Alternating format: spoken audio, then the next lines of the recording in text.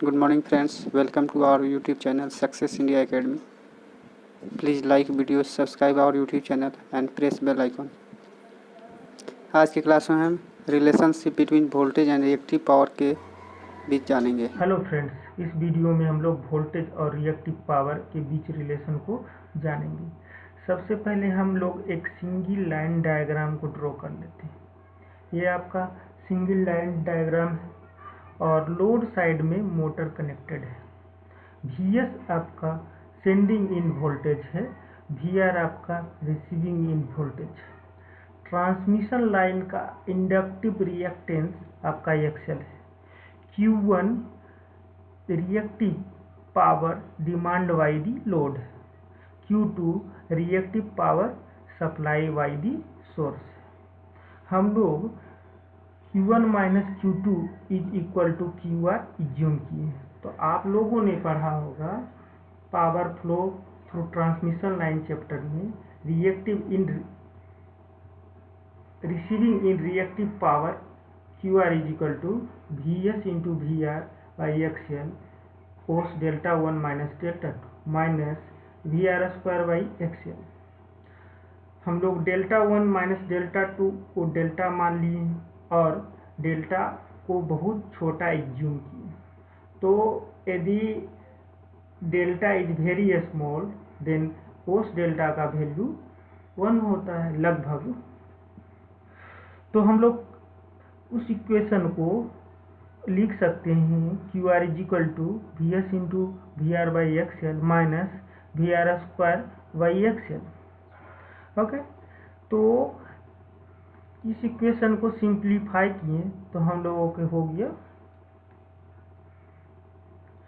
इतना VR square minus VS into VR plus XL QR is equal to 0। आप लोगों ने पढ़ा होगा क्वाड्रेटिक इक्वेशन में x square plus b x plus c is equal to 0। Then root of the quadratic equation is equal to minus b plus minus root over b square minus 4AC by 2A। अब इस equation के help से हम लोग VR is equal to लिख सकते हैं VS by 2 plus root over VS square minus 4XL QR by 2 और एक माइनस के साथ लिखाएगा VR is equal to VS by 2 minus V root over VS square minus 4XL QR by 2। और इस यहाँ पर यदि QR का वैल्यू 0 रखते हैं means Q1 is equal to Q2, that means demand reactive power demand by the load is equal to reactive power supply by the source। then इस equation में यदि QR का वैल्यू 0 रखें तो आपका VR का वैल्यू 0 हो गया।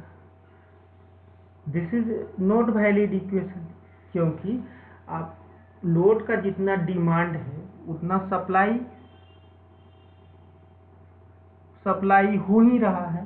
तो रिसीविंग इन वोल्टेज 0 कैसे हो सकता है?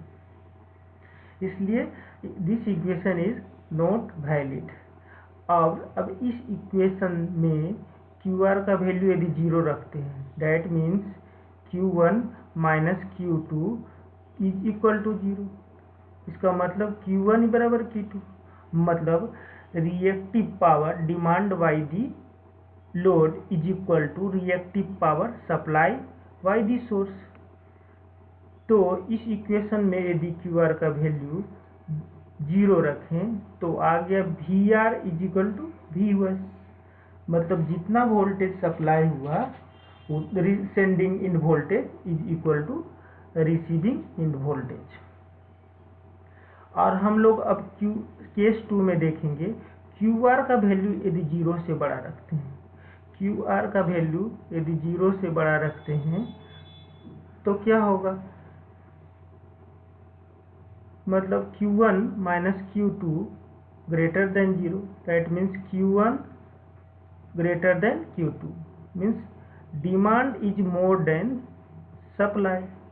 Reactive power demand by the load is more than reactive power supply by the source. इस केस में ये इक्वेशन, इस इक्वेशन से हम लोग देखें कि V R less than V S हो, मतलब receiving end voltage less than sending end voltage हो। ऐसा कब होता है? आफ्टरनून में होता है। क्यों? क्योंकि सभी दुकानें खुल जाती है, सभी घर का लाइट्स ऑन हो जाते हैं इवनिंग में, तो इस समय आपका डिमांड बढ़ जाता है, लेकिन सप्लाई उतना ही रहता है। तो इस केस में आपका, आप लोग देखते होंगे, वोल्टेज कम जाता है शाम के समय। तो ऐसा क्यों होता है? क्योंकि अपना डिमांड ज़्यादा है, सप्लाई कम है, इसलिए ऐसा होता है।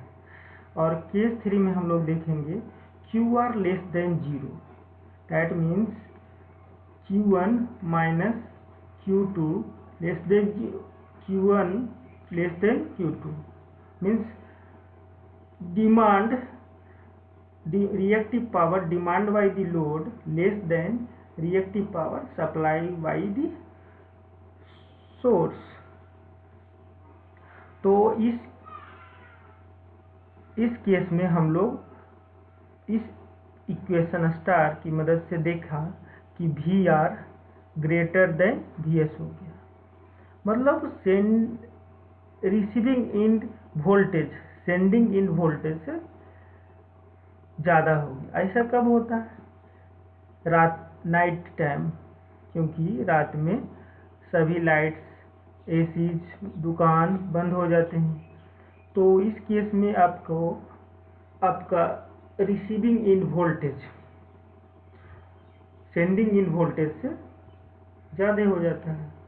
आप लोग देखे होंगे रात में कि वोल्टेज बढ़ा हुआ, सुबह में 3-4 बजे तो आप लोगों ने ज़रूर देखा होगा कि वोल्टेज कुछ ज़्यादा लग रहा है, इस तरह फील किए होंगे आप लोग। और तो इस तरह से हमने देखा कि वोल्टेज को कंट्रोल करने के लिए रिएक्टिव पावर को कंट्रोल करना पड़ेगा, मतलब for controlling the voltage reactive power has to be control. Okay.